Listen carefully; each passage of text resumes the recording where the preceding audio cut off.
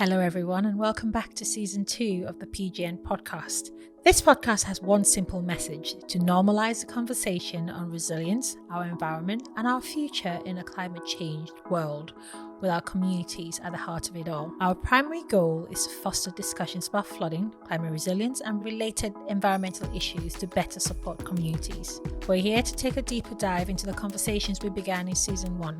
We will be connecting hearts and minds, ambition, passion alongside our community and experts. Together we'll work towards building a more resilient future in our ever-changing world. I am Meshi Taka, the project lead for Project Groundwater Northumbria, which is what PGN stands for, and your host for this season. Let's jump right in. Welcome back to a brand new episode of the PGN Podcast and today's special community series. We have Lynn joining us again. Lynn Thompson. So Lynn is the PGN STEAM lead and she was with us for series 1. Welcome back, Lynn. Have you been? I've been good, thank you very much. Change of name we Change of name, yes. So formerly Chapman, now Thompson. Yeah. Well, so Lynn, thank you for joining us today. Over the summer, while we were at the Innovation Festival, we brought the podcast team along and set up a pop-up podcast on the grounds. And we got the chance to speak to a lot of the attendees at the festival, just around flooding, what experiences they've had, what knowledge and that kind of thing. And we had some really interesting feedback. So today we're going to look through some of the footage from that session. Yeah. And just talk through what we see. You up for it? Okay, I'm up for it. Let's see. Cool. Let's go. Hi everyone, we are here at Northumbrian Waters Innovation Festival speaking to communities, hearing about what matters most when we talk about flooding and how we can help them become more resilient and more informed. Can I just say, do you know what I loved about that? What? The painting on the head. Yeah, the face painting was great, wasn't it? The face painting was really good, actually. And you know what I think that captured the spirit of Innovation Festival, because it's the most corporate, uncorporate event you'll probably ever attend. So there's that real serious element of trying to capture innovation, new ideas, exactly what PGN is doing, but having a great time, having fun doing it. And I think that's when people get creative, when they're having fun, when we can colour our faces, put we called them Billy Stampers when we were young, but I don't know what the kids call them now. Those like little stickers that you put on and stuff like that. That I think we should capture that, because that's really, really important, I think. Did that take you back? It did. It just takes you straight back, and you're just there, and it's like, you know, they've got the tuck shop, like the sweet shop kind of thing, and they've got the fish and chips. And I mean, it's not all about food, obviously there's work as well, but it's just that engagement, seeing the different people, working with different people that you wouldn't normally necessarily work with, I think is what's fun about the whole Innovation Festival. But I think just capturing the spirit of your face, talking there with the little painting on it, really captures what innovation's about. It's about finding new ways, playing with old ideas and coming up with new concepts to try and move things forward. We always go back there. We love it. First question for you. Has flooding ever affected you? Actually, one of your colleagues that just asked me, what did I think about flooding? I had to stop to think, have I ever thought about flooding? And then it struck me, yes, I have, because Warrington can be prone to flooding. Certain communities on the River Mersey. And my son was buying his first property about a year ago. And that's when it first struck me that I thought, the property that he's looking at, is that in a flood-prone area? Is that something that I need to think about? We need to think about. Is that a risk? Should it be a property that we're going to consider? Oh, so that's really good, because when you think about how long the Environment Agency maps have now been out, and it was just a tool that primarily I used working in the lead local flood authority to help assess on planning applications for the drainage element when the local planning authority would ask for a consultation. The fact that it's actually reaching wider and people are thinking about using those maps at a local level to understand what the risks are where they live is really important. Because I also remember an article on the news where I can't remember where the flooding was. It was around the 2012 flooding.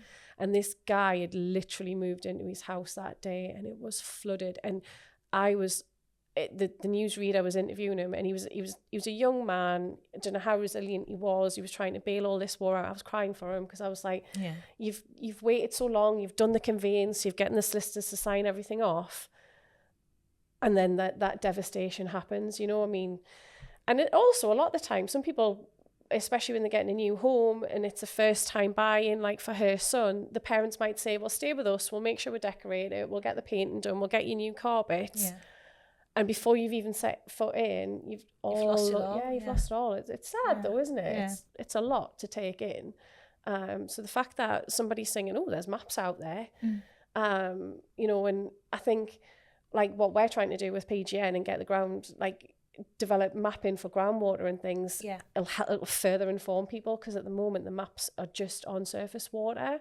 There is some mapping as well from the Coal Authority that sort of shows you where the mine blocks are, like mining areas are. Yeah. But there's nothing there for the groundwater. And I think the better a picture we can build for people, integrated picture, yes. Integrated picture, the more informed they are, the more resilient people will come, and they will be able to find ways to better protect the homes and make more informed decisions. So I think that's and plan really for emergencies as well. So the emergency planning is a key thing, where if something does happen, you have a plan in place and how to get out. You have an emergency kit, and if you have resilience measures in your home, at least you can reduce the impact of it. So it's a bigger picture thinking, though, isn't it? Long-term resilience. It's not even just that, though, because picking up on that, when my friend was buying her house and she's in a wheelchair, and she was like, Lynn, I've gone on the Environment Agency maps, I've looked at them, and I'm not actually in a flood zone. I was like, so I went on, I had a look, I went, you might not be in a flood zone, but your street and your exits out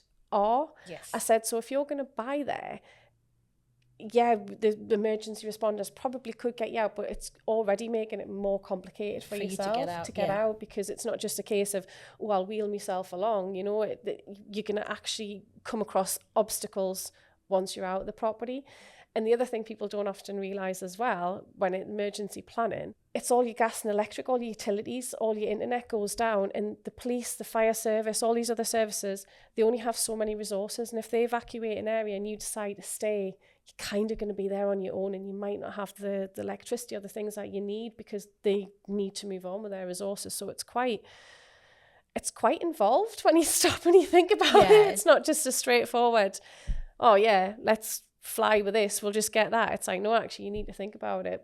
And usually when it happens, it's kind of like in a fight though. You're under duress, you're frightened. So if you have a plan already in place, all you have to think about is implementing your plan, as opposed to having to think in that moment, who do I need to call, where do I need to go, what do I do about a myriad of things.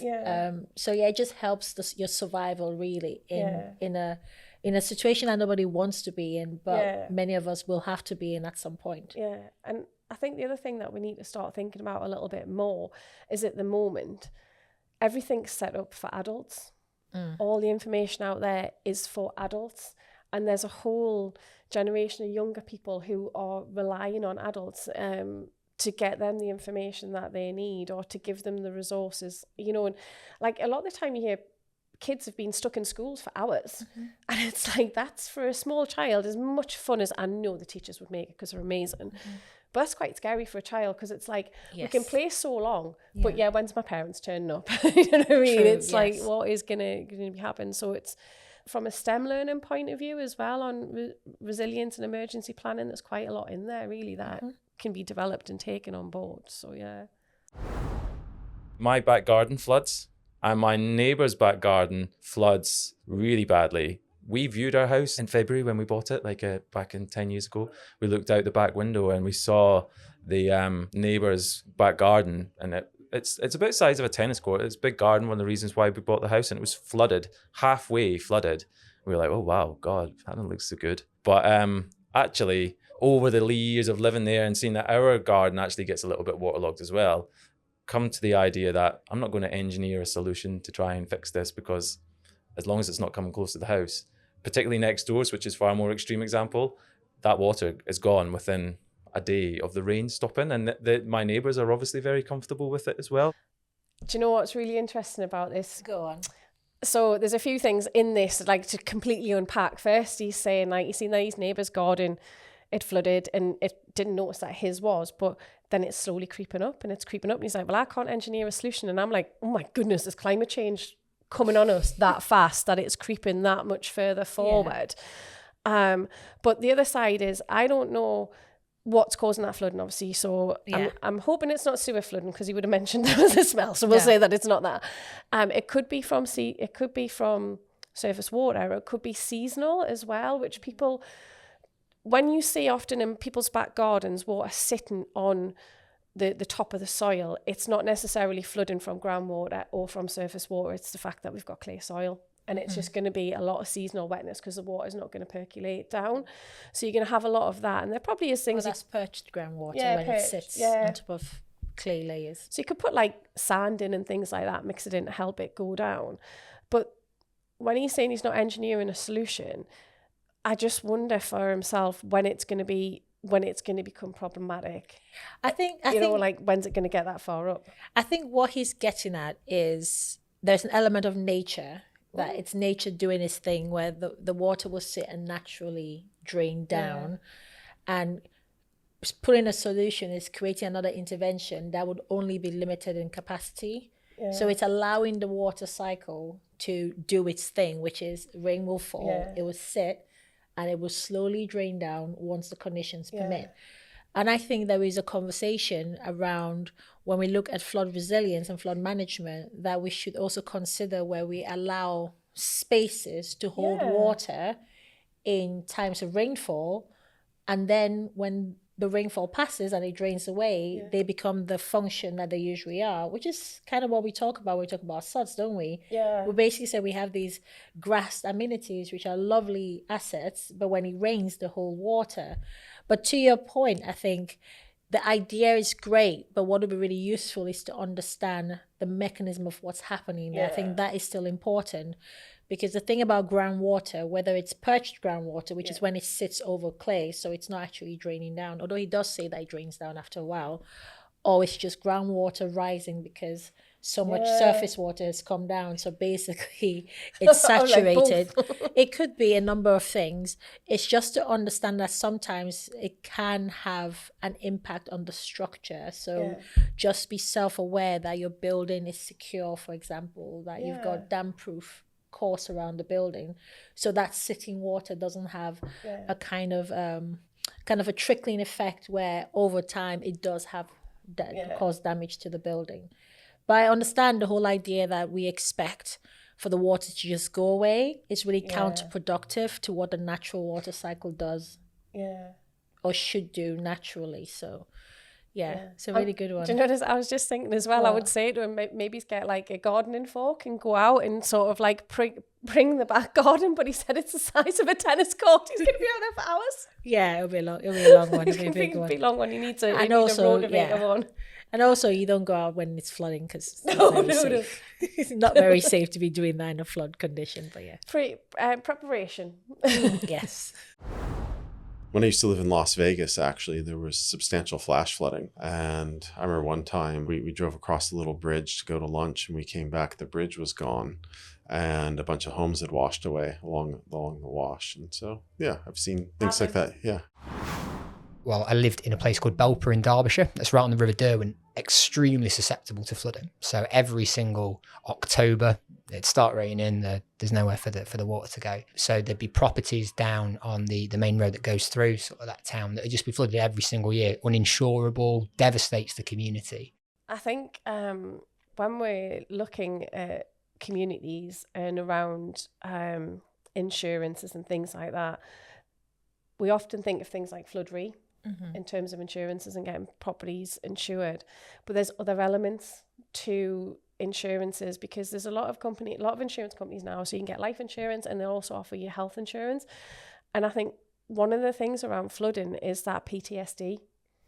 And, there's the mental health side of it. If you're getting repeatedly flooded, it's really devastating. And I've sat in lectures where people have talked about how, people are actually frightened when it starts to rain, even if it's a tiny little shower that, it's not going to do anything, but they're quite scared of that. So I think it's really important to have insurances, but it is really hard as well for people not not to know what insurances to get or where to get help. And there is a wealth of information out there, but I think it's trying to find resources that are going to help you. And it's not as straightforward as you think. You can't always just, you know, how do you demonstrate that you've got PTSD from rain? You can demonstrate you've got PTSD from being in a car accident because you've probably got like a police log or a hospital notification, but because it rained, you know, it's like... There is research, though. I know the Environment Agency has done a fairly recent paper on the mental health impact because of flooding and because of repeated flooding. So there's statistics out there on the likelihood of you taking over your life because it's such a lasting influence, really. I do know, I'm like you, I've spoken to people that are like, they go away on holiday and they're like, the minute they hear it's raining, it ruins the entire holiday because they're just thinking, is my house all right? You know what I mean? What do I need to do? And you're calling neighbors, you're calling family to just drive past the house to check. And there's a whole series of things that can take you away from the moment because of the fear of flooding happen. And you're right, that's irrespective of whether it's a small rainfall event or it's a big one. And I mean, the story there, the guy before who talked about, I drove past one day, there was a bridge, I came back and it was gone. It's like, what? And what it does show is that it's just not a regional thing. It's not just a regional problem. It's not just a national problem. It's a global problem. And it's one that's getting bigger and bigger year on year. Like a flood wiping away a whole street. Or in the sense of this one, like coming back every year and taking out the street, and these people just living in constant fear. And so when we talk about flood resilience, you're absolutely right. We need to consider the cost to people's health, and that is their mental health as well. And I think the video before as well, when the guy was saying he was from Vegas, and straight away you're just thinking sand, dry, you know, arid kind of place. You're not expecting to necessarily associate that with big flash flooding and things like that. I mean, was it one of the Arabic countries recently had that crazy storm as well? I saw that. And it's like, oh my goodness, like you just, again, it's probably, it can only be linked to climate change and the changes that's happening, but it's not just in wet places, it's in all climates everywhere. And I think what's concerning is how once you've had like the flash flooding, it's how much damage it's done as well. So then you could get mudslides and all these other things coming on, you know. It's not just a bit of rain and then it's going to go. And for some people it's a bit of a hot topic, you know. They might be stuck trying to get home, or the guy in Vegas might want to stay in the casino a little bit longer, I don't know. But casinos were mentioned in that story. but for other people it's something that you're living with day in, day out. Like, you're right, it's so scary. And they probably sometimes, it's probably easier to know that a big storm's coming because you know it's coming so you can manage it. It's those ones where you're caught off guard, where you're like, I wasn't expecting this because it was the middle of August, you know. It's... But then it begs the question, though, because I think for the most part, and it goes to the first lady that spoke, the conversation needs to shift from, do I need to know about flooding because I might flood, to we all need to be aware about flooding. We need to be prepared for flooding because anybody could flood. And I think that's where there is a massive gap in kind of information about flooding, because there's people who will say things like, I live on a hill. Well, is that great? But if flooding can get to somebody in the desert, it can get to you on a hill. Yeah, and definitely. It's that conversation, like less about it's never going to happen to me and more about if it does happen to me, I am prepared. This is what I'm going to do. I can get out safely. I've got an emergency kit. I'll be able to keep me and my family safe. I'll be able to get to the relevant services, and I can reduce the impact on my home. So actually recovery is quicker. Those kind of things. I think mentioning the hill's quite interesting because if it's a road, you know the road's going to be pretty straight and Yeah. it's just going to have a really good incline on it, and it's maybe it's going to run off. But actually, when you look at houses on that hill, nobody's house is on an angle. So there's going to be parts where there's little gullies where water can collect, you know, or actually the flow of the water might just be through your whole property to get it right down to the bottom. So it's... Or groundwater. Yeah, or groundwater. Doesn't discriminate. It can pop up whatever it I wants. think that's the thing with flooding, though, isn't it? And in the case of the northeast, we've got the shallow mine workings, which are basically underground passageway, which we know can move water for miles. So it's very intricate, and I think yes, on one hand we want to gather information and have the intelligence there so we can plan and we can forecast and warn where it's going to come out. But on the other hand, we want people to be prepared and plan for the worst, which means having these measures in place, because they're good measures for any type of emergency. Flooding is just one of them. Yeah, they definitely are. Well, there are few stories in my mind. First one is I was born in flood.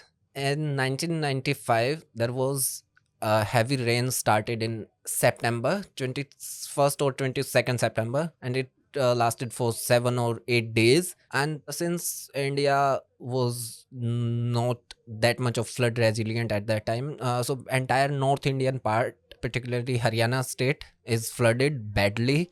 And in the October's first week, on 5th of October, that's my birthday. And the story begins around 7 in the evening. My mother and her brother traveled to a hospital because she was in labor. And after some distance, they fell off in a trench because that road was digged because just to get water from upstream to downstream. Well, with the help of local people, because in India there are a lot of people helping each other. They faced a lot of problem to get my mom to hospital because it was only 8 kilometer journey, and it took 2.5 hours them to reach there. Oh, I know. goodness. That one we were like, what? It's crazy. When I went into labour both times, it was a 20-minute drive, and that was probably about the same distance. Probably you said 8 kilometres, it was probably about 6 miles, so it was probably about the same. Yeah. Maybe it was a bit less. I can't imagine what was going through that poor boy's mum's head. I'm so glad that he made it and he's here and he's healthy now. I'm assuming his mum is as well. But to be dealing with that much pain, the fear To end up in a ditch as well. I know. Yes. And you just, I mean, giving birth is complicated in itself. You know, there's lots of things that can go wrong, but to have things go wrong on the journey. In a flood. In a flood. I mean, that's it. And I'm sure there's lots of people who've had to get to the maternity ward during extreme events. But I mean, I think what was actually really lovely about that story is as much as his mum was in pain, was the community. Yes. How the community came together, how the community got his mum, and I think it was his uncle, he said, didn't he? Yeah. And him safely to the hospital for him to be born. I think that it's just, it goes to show the level of kindness when things go wrong, people come together and they really push through. But to have to deal with a situation like that, oh my goodness.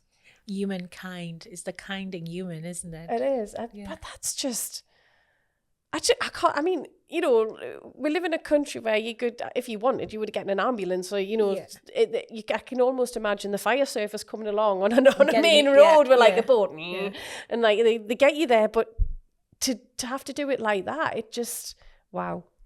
Hats off to his mom, that's what I say, what a woman. We were like, yeah. It was amazing. Like, I think somebody went, oh, what's the delivery safe? And we went, yeah, I'm here, right? It's a really heartwarming story, it just goes to show how resilient people can be in how you can get through something. And I mean, I'm sure it's like a story that people look back and laugh on, but I bet you at the time it was goddamn terrifying. It was no laughing matter at the time. It was must have been terrifying. Definitely. Have I ever experienced flooding? Yes, in my own home, but it was not due to like rain or anything. It was like there was a massive like leak in the bathroom upstairs, and it just went through the floors and it flooded. It was really, really bad. It flooded the house. Oh, so when we teach kids about flooding, Yes. we have to start with localised flooding, because if you say to most children, what is flooding, their first answer will not be, oh, well, that's when the surface, the ground becomes covered, the surface just becomes covered in water. They're probably going to tell you that it's a pipe burst, or the sink overflowed because mum left the tap on. Or the bath flood. Why do mums get blamed for stuff like this? I think it's because we're usually always in the house, aren't we, around the kids most of the time.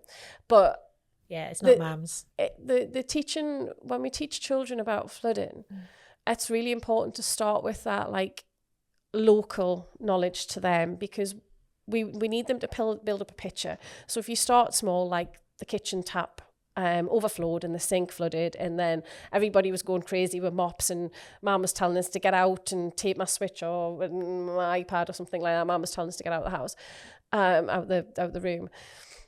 It allows them to build up a picture of what that devastation can look like. So the floor, the kitchen floor, or the bathroom floor, or the utility room, or wherever it is now covered in water. And then you can build a picture up to say, well, actually, what do you think would happen if that was on the street and that happened from rain? How do you think we'd cope with that? What do you think we have to do? And children are cheeky. They'd probably say something like, get some really big mops. but it allows them to build a picture of something bigger. And it gets their imaginations going. But then it also allows you to build on that. Like, you can start asking them, well, if that happened in your house, who would clean that up? And they'd probably say, well, mum, dad, aunties, uncles, grandparents, whoever. But then you can ask them, well, who would do that on the street? And then you can introduce them to the concept of different jobs, because they're probably going to say most of the jobs that they would see, like policemen, firemen, people from the water company, they won't necessarily know that there's a whole other world out there of responders, like the resilience teams within councils, or the highways departments that have to come out and clean up afterwards. And then if there was any damage to roads and things like that, you can start and introduce them to people like civil engineers, flood analysts, flood modelers, structural engineers, people like that. There's a whole range of jobs. And then there's the how do we tell people about things that are happening, through websites. You can talk about website developers, and you can talk about the different comms teams, the different ways of promoting information, the different ways of getting reliable information out there. So that guy's just talking about a little Bath flood, but in terms of STEM, it's really important to go local to go big. Yeah. I mean, he also picks up on a fundamental point about looking after our homes. Because when we talk about being prepared and staying prepared, the first step to that is looking after your own drains and looking after your own plumbing and making sure that they're working how they should be. Because when that event happens and your property drainage, whether it's your gullies or your downpipes or even your tiles on your roof, if any of those systems are not in good condition, it makes you even more vulnerable. So yeah, maybe he's thinking, I haven't really flooded, but you're like, well, if that's what happened with the burst pipe, imagine if something worse it's so true come along.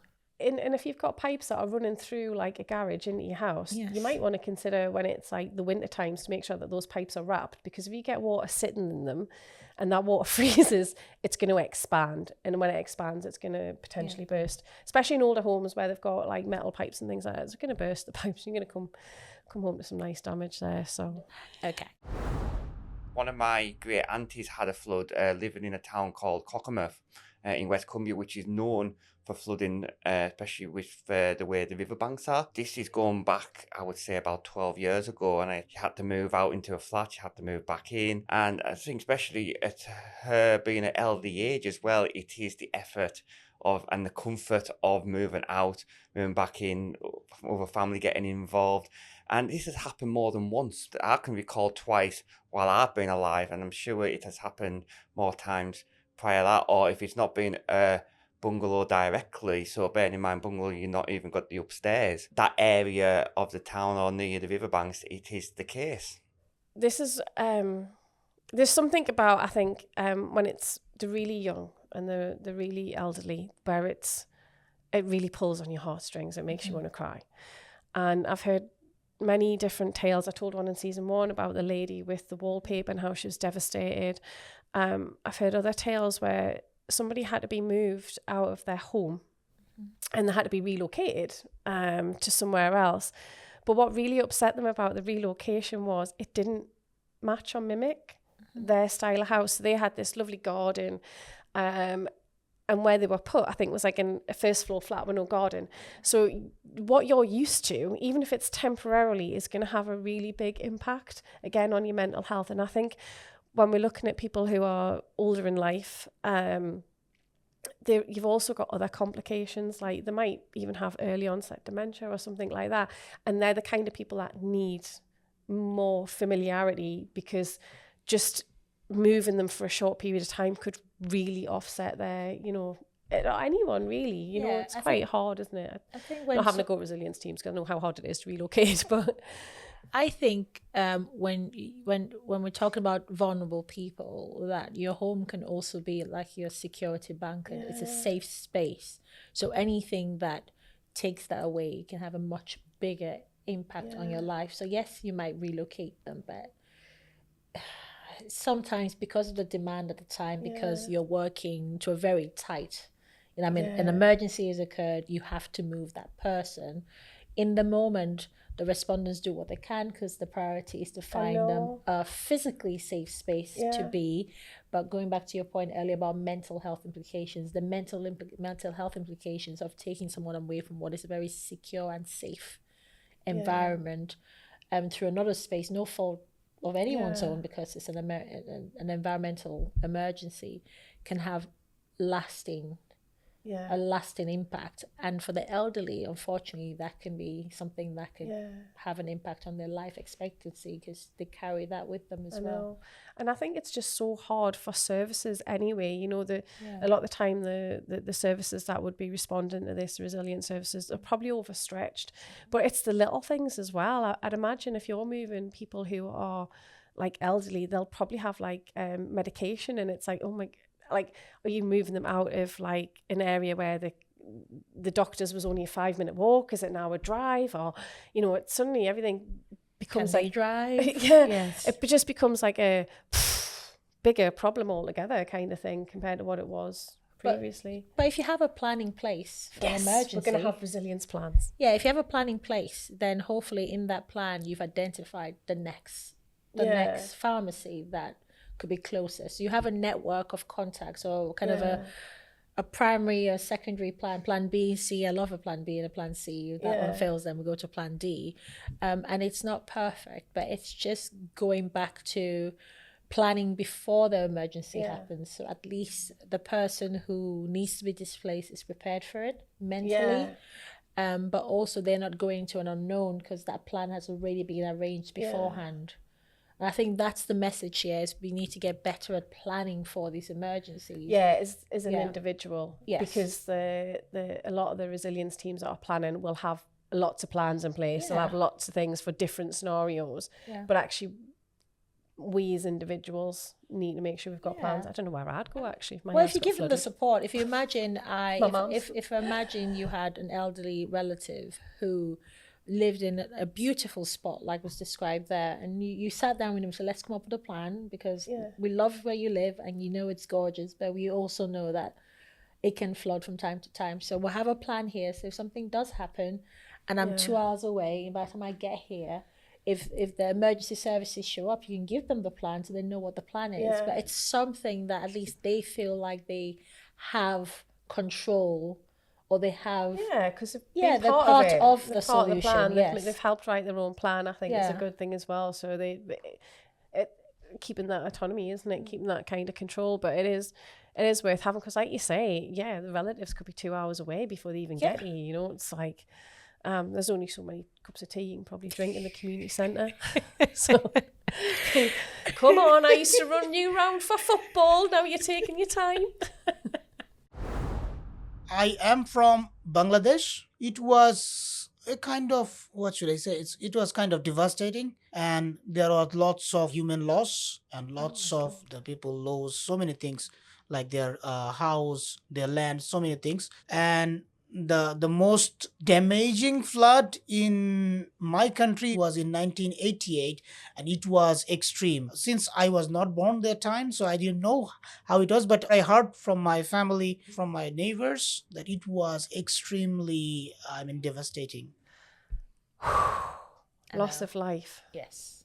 That is, I think, if the young man that was just talking was saying he wasn't even born in 1988 when the flooding happened in his country of Bangladesh. It's now 2024 and people are still talking about it. We know that was devastating. We know that he wasn't just saying people lost their homes and their land. It's a loss of life, and it's I don't know about that flood, but when somebody says loss of life, to me that sounded like there was a lot of life lost. And I know in this country we've also lost people when flooding's happened, and I don't want to be the person that has to tell somebody, I'm sorry, but your family's not coming home tonight. I think that's the thing. Usually with flooding, we talk about the damage of flooding in financial terms, but the reality is it can take lives. And it does to this day. And if you look at the recent floods in the last couple of years, there would have been people that lost their lives as well.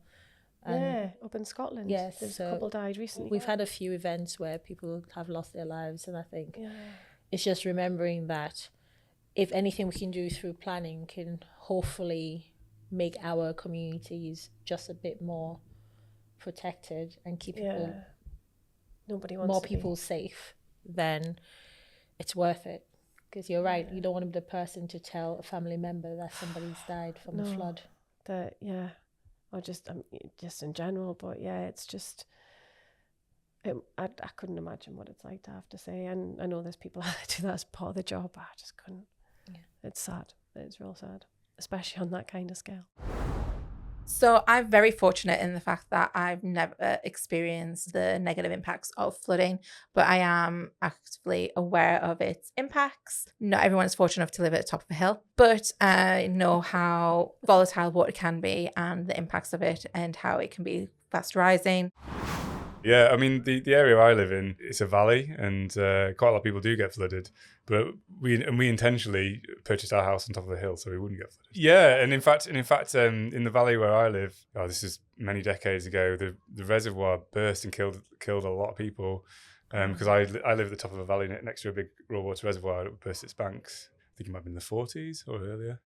Yeah, so there's two things there, isn't it? The top of the hill analogy again, and we've talked about it. Yeah, but I think as well what people need to appreciate is you might be at the top of the hill and chances are you're probably going to most of the time be all right. You're not the highest hill.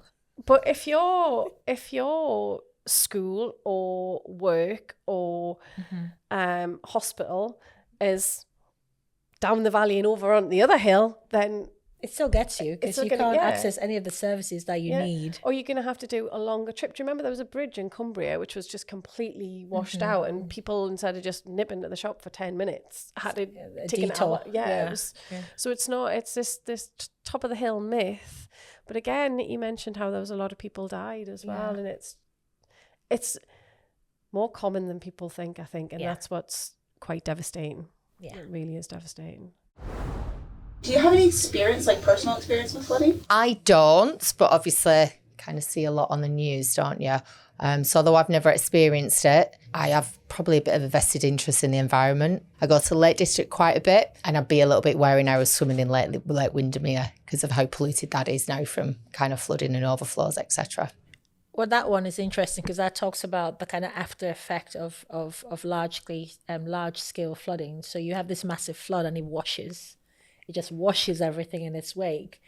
And usually that ends up in a waterway or a river somehow. There is as well, but sometimes a little bit of the beauty, if there is any beauty, with a big flash flood and the quantity of water coming down is actually because there's a lot of fresh water getting in there from the rain. So the pollution almost comes a little bit more diluted.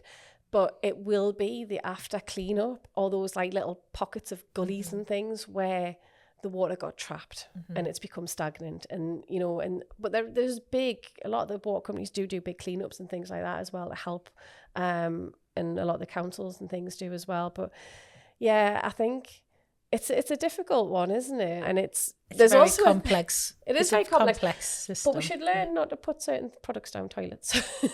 Right, Beat lessons paper learned. tissue. Next.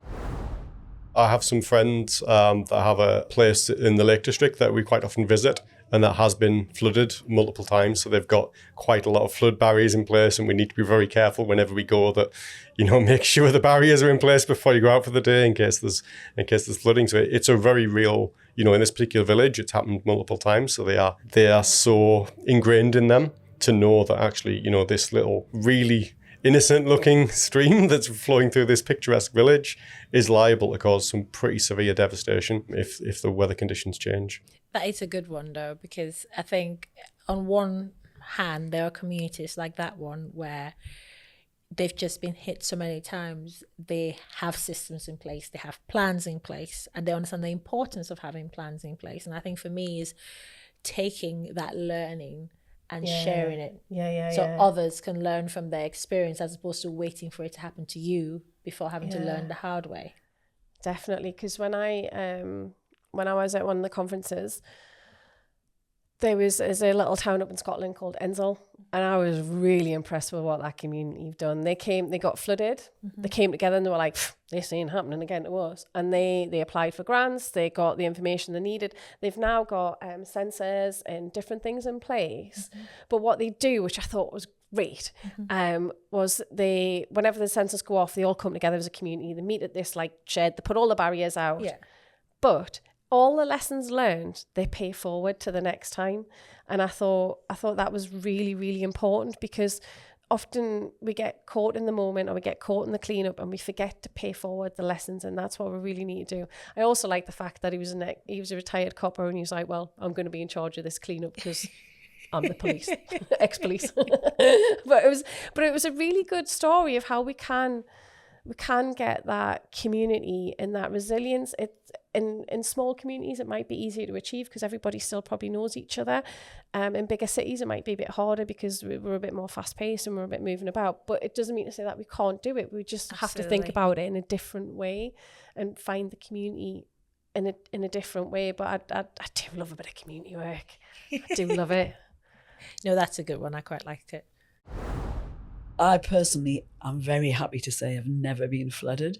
But in the great deluge of 2012, I lived in Jesmond, and the water went roaring down our street, straight into one of the houses, and just went straight through the house out the other side. It was turned into a river. It was astonishing to me.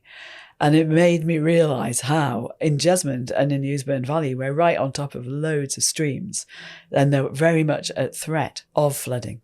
That's an interesting one, because in 2012, obviously I worked for Northumbrian Water. I was a flooding protection coordinator.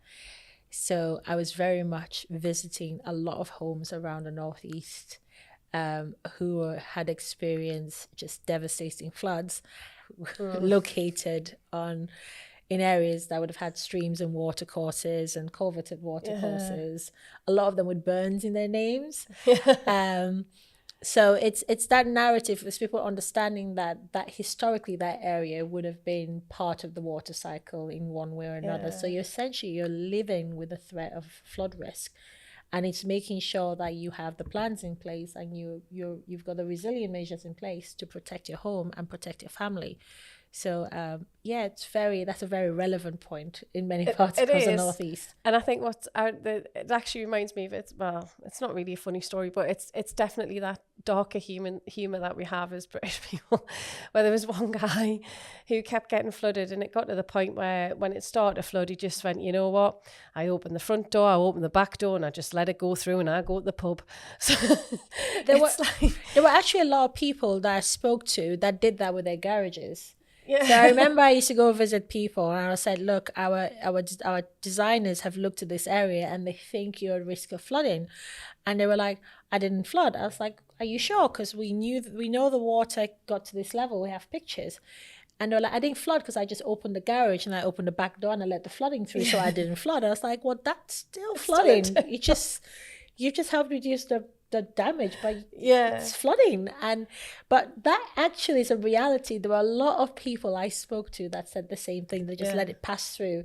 Some people had been a bit more creative. They'd created pipe systems that basically cool. pipe the flood through. Yeah. It was usually through garages and stuff, but Yeah. very common. Yeah, and sometimes you just got to go with it and go to the pub.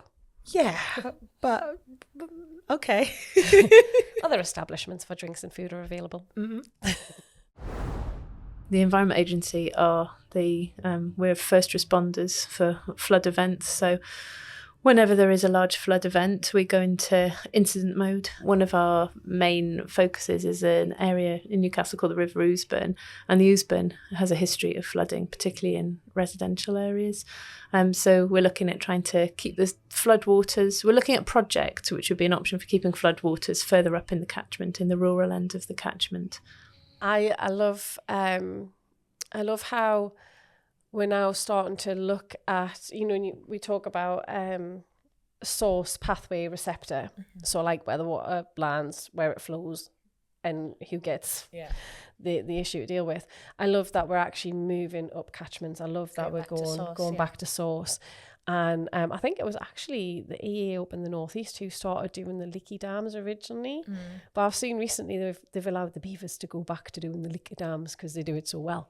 Yeah, nature. Yeah, nature-based solutions is getting a lot of funding at the moment. The Environment Agency put out some special programs to promote nature-based solutions, and I think as an industry we're looking more at nature-based interventions as well.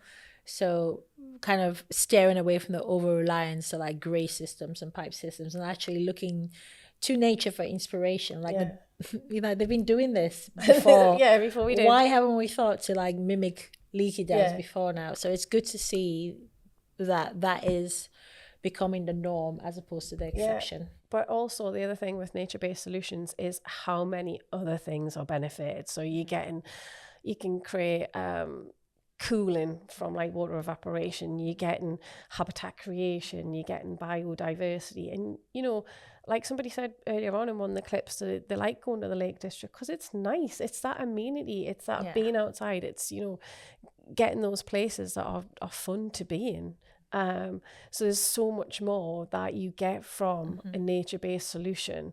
And actually, a lot of the time, what people probably don't realise is they're probably seeing somewhere that's been designed and it looks really nice and it's got all these nice features, but its primary purpose is probably a sustainable urban drainage system. Exactly. It has an underlying function that protects your home and protects your lovely street.